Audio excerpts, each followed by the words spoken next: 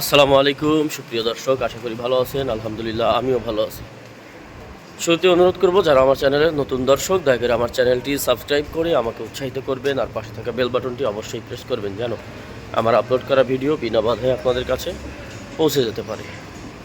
প্রিয় দর্শক, এখন যাচ্ছি, একটু গাড়ি নিয়ে বের হব। ওমান থেকে ঘুরে আসলাম, 3 দিনের সফর শেষ করে আসলাম। তো গাড়ির কিছু কাজ করানো দরকার, সেরকম কিছু না, জাস্ট ফগ লাইট দুইটা নিচের, এমনি ওটা না হলেও চলে, ওটা ওমান যাওয়ার আগেও ছিল না, মানে ফগ লাইট দুইটা নর্মাল লাইট ছিল, ওটা কেটে গেছে। এখন গিয়ে এলইডি লাইট লাগাবো দুইটা। হর্নটা কেন যেন মনে হচ্ছে যে কানেকশান পাচ্ছে না, হর্নটা পাচ্ছে না, হর্নটাতে মনে হয় কোথাও কোথাও লাইন ছুটে গেছে। হর্নটা ঠিক করাবো, গাড়িটা ওয়াশ করাবো, ইঞ্জিন অয়েল চেঞ্জ করব, এই জাস্ট টুকিটাকি।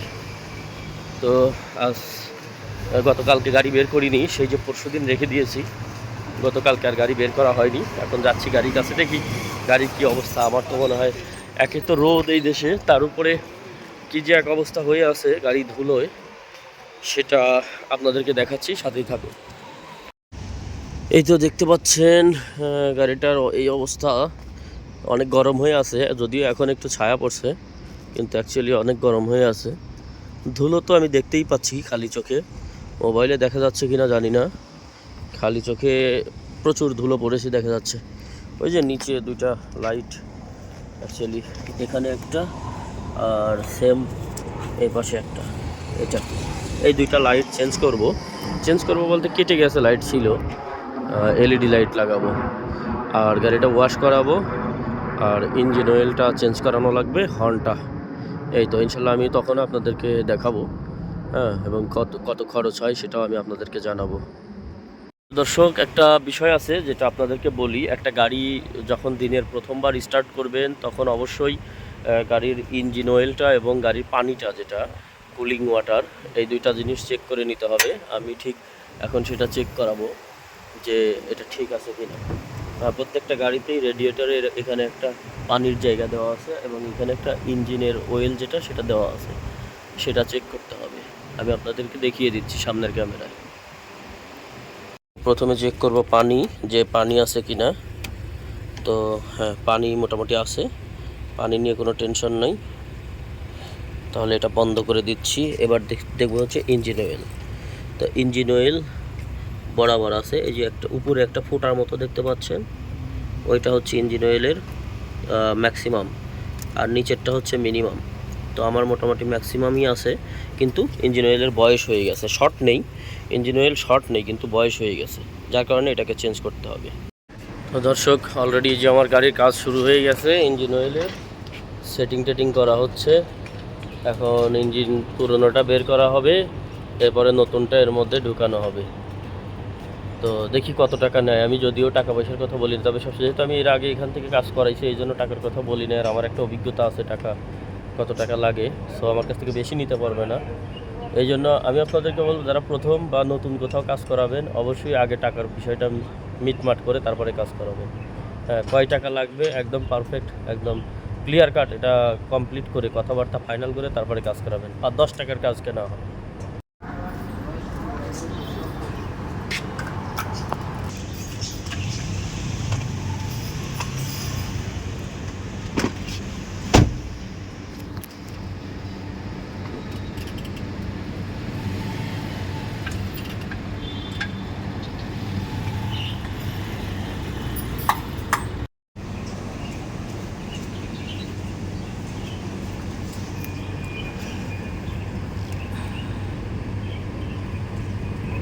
এটা হচ্ছে মোবাইলের ফিল্টার এটা। প্রিয় দর্শক, তো আপনারা জানেন যে আমি গাড়ির কাজ করাচ্ছিলাম। তো যেটা বলেছিলাম যে হয়তো আমি যেহেতু রেগুলার ইঞ্জিন অয়েল চেঞ্জ করি, আমার একটা আইডিয়া আছে, তো আমার সমস্যা হবে না। কিন্তু দেখেন, আমার আইডিয়া থাকা সত্ত্বেও কিন্তু আমার সমস্যা হয়েছে। এটা হচ্ছে হরলান্স থেকে আমি করলাম, দুবাইয়ের হর আল আনস, এটা ঠিক ইউনাইটেড হাইপার মার্কেটের পাশেই একটা আছে, দোকান আছে। তো এর আগেও এখান থেকে টুকটাক লাইট চেঞ্জ করাইছিলাম, তো সেগুলো আগে থেকে কথাবার্তা বলে নিয়েছিলাম, যেটা আগে থেকে কথাবার্তা বলে নিয়েছি সেটাই কোনো সমস্যা হয় নাই। যেটা একটু কথা বলা না বলে নিছি যে এটা তো আমি জানি, সেটাতেই প্রবলেম হয়েছে। তো আমি গাড়িটা যে একটু ওয়াশ করাচ্ছি ইউনাইটেড হাইপার মার্কেটের সামনে, ওইখানে একটা দোকান আছে, ওই যে বেশ কয়েকটা দোকান দেখা যাচ্ছে, ওইখানে দোকানটা। তো যাই হোক, ইঞ্জিন অয়েল আমি বরাবর চেঞ্জ করাই। আমার কাছ থেকে ইঞ্জিন অয়েলের দাম রাখে হচ্ছে 50 দিরহাম। আর ফিল্টার থাকে, ওটার দাম আগে ছিল 10 টাকা, এখন না এই 15 টাকা। তাহলে 50 আর 15 কত, 65। আর চেঞ্জ যে করে উনি আমার থেকে 15 টাকা নেয়।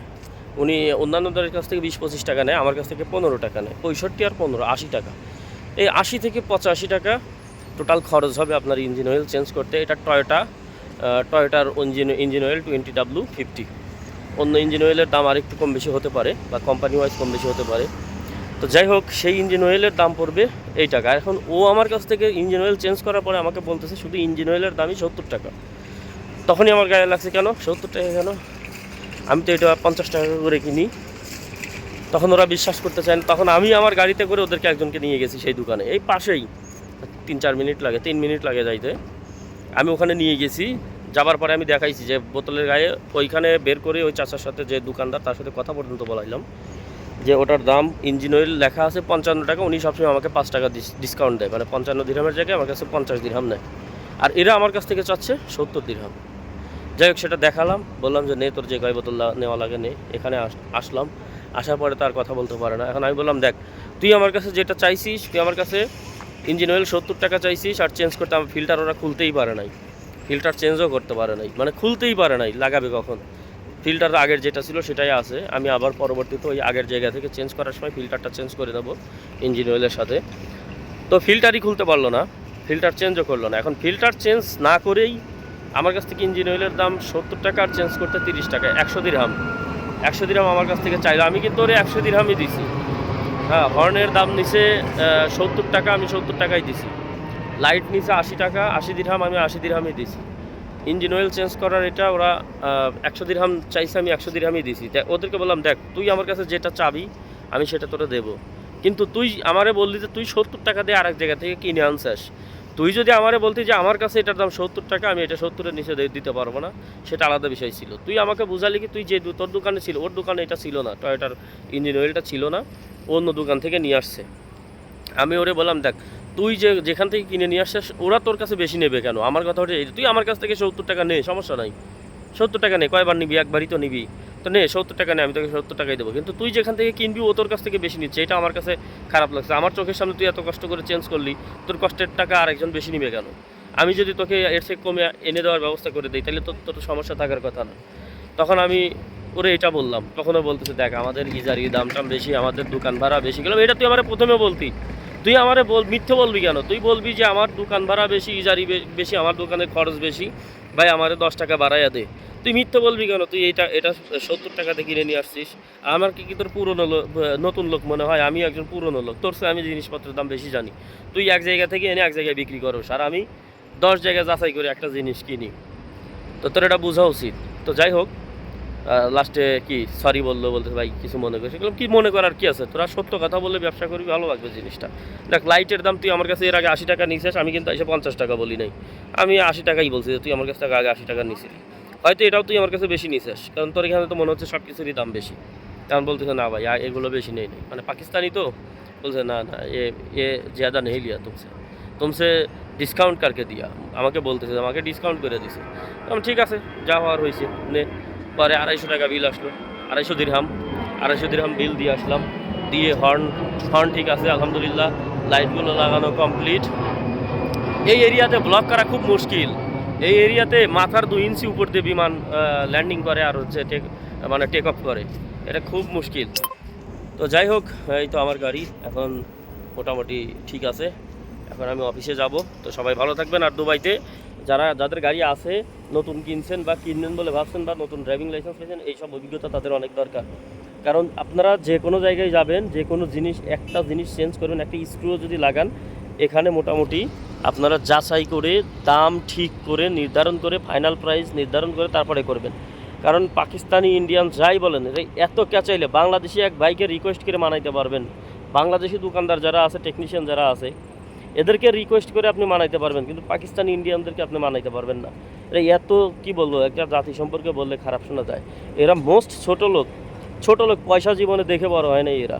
মানে বাংলাদেশের একজন ভিক্ষুকে এদের থেকে অনেক আমি মনে করি উন্নত মন মানসিকতা রাখে, অন্তত এই টাকা পয়সা লেনদেনের ব্যাপারে। বাংলাদেশে একজন মানুষকে রিকোয়েস্ট করলে যে ভাই একটু কম নেন, বা ভাই আমার কাছে নাই, বা একটু এবার কম নেন, পরবর্তীতে আসবে, একটা হিউম্যানিটি কাজ করে বাঙালিদের মধ্যে। বাঙালিও খারাপ, বাঙালি যে ভদ্রলোক তা না, কিন্তু কিছু কিছু ক্ষেত্রে আন্তরিকতার ক্ষেত্রে বা এই যে আতিথেয়তা, নতুন একজন কাস্টমার আসছে একে যে আতিথেয়তা দেখানো বা আপ্যায়ন করে, এসবের বিষয়ে কিন্তু এদের বাঙালিদের হিউম্যানিটি কাজ করে, মানবিক। কিন্তু পাকিস্তানি ইন্ডিয়ানরা এইসব বিষয়ে বড়ই কঠিন এবং ক্যাচাইলা। তো যাই হোক, সবাই ভালো থাকবেন, সুস্থ থাকবেন, সুন্দর থাকবেন। আসসালামু আলাইকুম।